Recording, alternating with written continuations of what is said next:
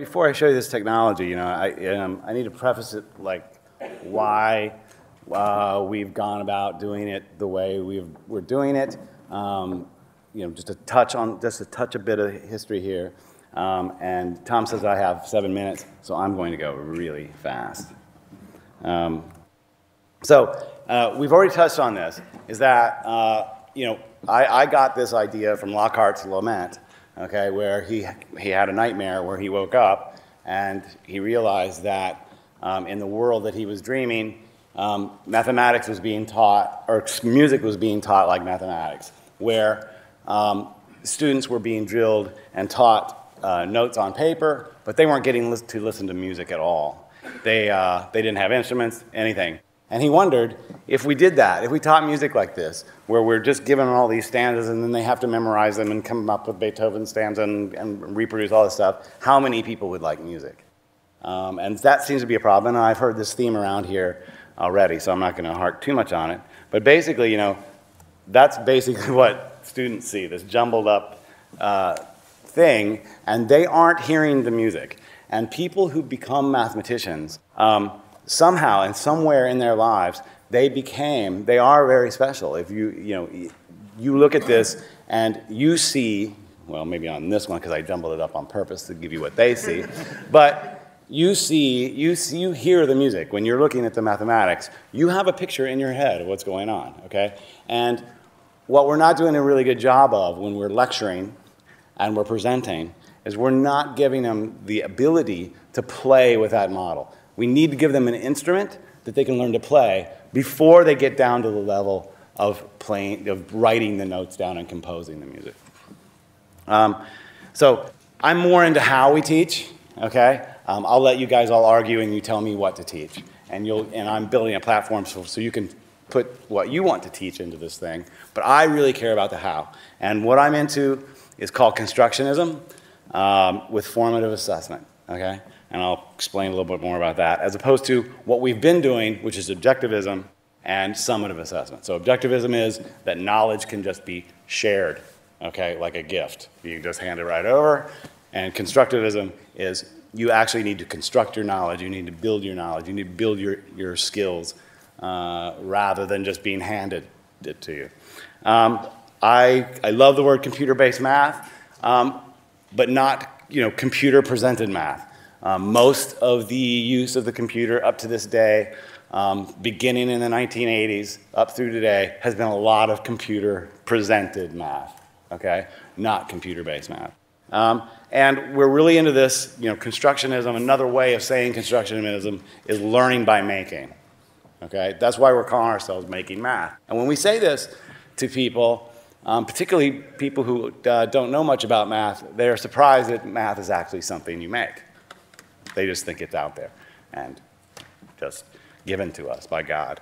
And I'm not, and I think just learning by watching and even canned demos, there's a huge difference between giving someone access to the entire power of mathematics and for a teacher to create some demo that they're going to have a slider on, okay? That ends the exploration. They need to be able to create their own demos and show and demonstrate to us something cool they have found. So this comes into what Tom was saying about giving them a programming language and giving them a way to actually create their own. They become scientists then, okay? They're not just somebody trying to pick up some knowledge. They become scientists. So really quickly, the milestones really quickly. So the milestones, as far as I'm concerned, on computer-based math, from my perspective, the most important things were Wolfram creating Mathematica, number one. Mathematica is that instrument that we can give students power to explore mathematics. Davis, Porter, and Ewell, immediately after Stephen launched Wolfram Research, they immediately wrote courses in it and started teaching at the University of Illinois, and then they learned as they were going. They made mistakes early on. They were lecturing too much. They didn't like the lecturing. They went on from there. Then NetMath going online. So then they found out, hey, with the stuff we're doing in the lab, we can do it online too. It worked. The Seymour Papert, he's a guy who created the logo language, and he did a lot of constructionist experiments on younger people, and he had amazing results. And he has a lot to say, and a lot of the rules of constructionism he has created. Then the Riley School of Technology, I split off and I started Riley School of Technology, and the significance of that is I learned how to make it a business, and I learned how to make it efficient because it was a business. So I learned that if I could get things web-based and going from a server, we could do a lot better job than having a lot of different parts that were really meant to work together. And now we're launching Making Math, which I'm here to show you. So let them hear the music, okay, play. I think I'm preaching to the choir here. These are the principles of constructionism. I'm not going to read them all off, but the biggest parts are learning by making, okay, using technology as a building material, okay, using Mathematica as a building material rather than a demonstration and presentation material, okay? The students really, really latch onto that and use that as building material for building all types of things. And learning to learn, hard fun, okay? Learning's hard, but you know what? Hard things can be fun. You know, learning how to play tennis, it's hard, but you know, it's rewarding, okay? We can make mathematics rewarding to students without having to resort to games. We can do that, okay? I've seen it. We can do it. It takes time, stuff like that. And we're into formative assessment as opposed to summative assessment, where really summative assessment, the goal is just to try to grade the students out and decide who goes where in their life. We're more about, we want to, when we give them feedback on their homework, that's not the last time they're going to hand that in. We're making it so efficient, we can get it back to them, they can get it back to us, okay, and we can ask for more from them. And the first 2 weeks of teaching a class are really hard because you've got to retrain these people into doing write-ups for their mathematics. They're not used to that. They want the formula and they want an answer. So we use formative assessment, and we have to do it a lot early on, and as the course goes on, they start becoming much better at writing up all of their homework problems and explaining them, okay? And I feel like we should be using these words: inspiration, discovery, ownership, confidence, skills, rather than curriculum, knowledge, and scores. More on objectivism, constructionism. So here I'm going to show you this. What I'm explaining to you is we have this thing, it's called an XLMS, all right? An XLMS means an exclusive LMS. It's intended and built specifically for this purpose only, okay? You can't put other types of courses in this thing, all right? It's exclusively for math. It's not a lowest common denominator learning management system.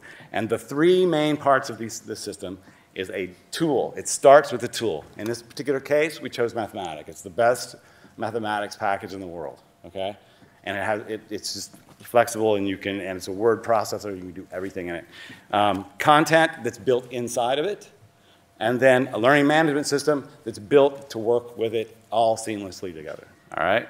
So this is actually an instructor interface. Okay. So what we've done to be able to mix all these things up is we actually needed a front end to Mathematica that was not attached to Mathematica. So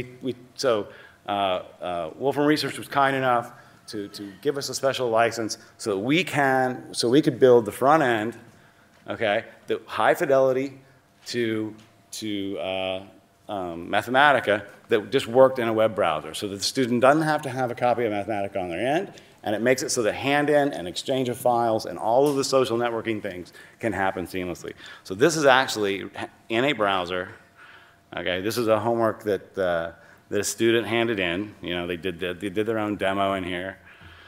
Okay, it's a manipulate inside of this, right?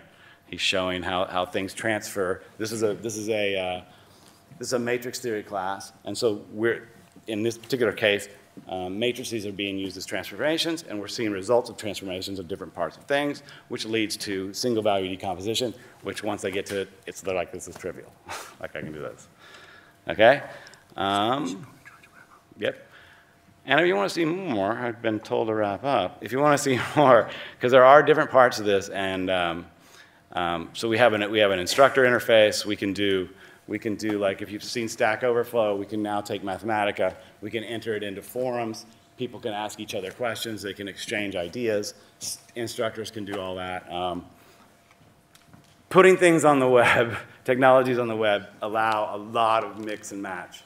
And the nice thing here is this is a platform, and you guys are going to be all on the invitation list. We're doing an invitation-only launch.